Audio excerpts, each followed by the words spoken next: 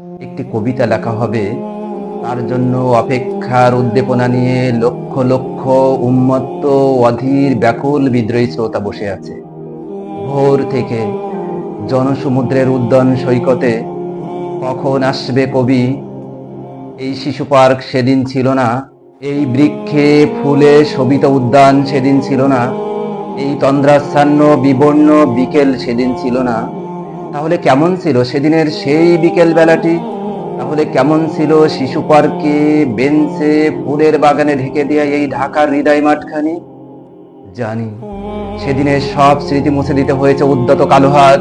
তাই দেখি কবিহীন এই বিমুখ প্রান্তরে আজ কবির বিরুদ্ধে কবি, মাঠের বিরুদ্ধে মাঠ, বিকেলের বিরুদ্ধে বিকেল, উদ্যানের বিরুদ্ধে উদ্যান, আর মার্চের বিরুদ্ধে মার্চ।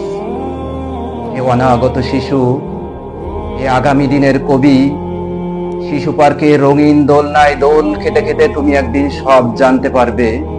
আমি তোমাদের কথা ভেবে লিখে রেখে যাচ্ছি সেই শ্রেষ্ঠ বিকেলের গল্প। সেদিনের এই উদ্যানের রূপ ছিল ভিন্নতর। না পার্ক, না ফুলের বাগান, এসবের কিছুই ছিল না। শুধু একখণ্ড অখণ্ড আকাশ যেরকম, সেরকম দিগন্ত প্লাবিত ধুধু মাঠ ছিল দুর্বাদলে ঢাকা, সবুজে সবুজময়। আমাদের স্বাধীনতা প্রিয় প্রাণের সবুজ এসে মিশেছিল এই ধুধু মাঠের সবুজে। কপালে কবজিতে লাল শালু বেঁধে এই মাঠে ছুটে এসেছিল কারখানা থেকে লোহার শ্রমিক। লাঙল জোয়াল কাঁধে এসেছিল ঝাঁক বেঁধে উলঙ্গ কৃষক। পুলিশের অস্ত্র কেড়ে নিয়ে এসেছিল প্রদীপ্ত যুবক। হাতের মুঠোয় মৃত্যু আর চোখে স্বপ্ন নিয়ে এসেছিল মধ্যবিত্ত, নিম্ন মধ্যবিত্ত, করুণ, কেরানি, নারী, বৃদ্ধ, বেশ্যা, ভবঘুরে, আর তোমাদের মতো শিশু পাতা কোনানিরা দল বেঁধে। একটা কবিতা পড়া হবে, তার জন্য কি ব্যাকুল প্রতীক্ষা মানুষের। কখন আসবে কবি, কখন আসবে কবি?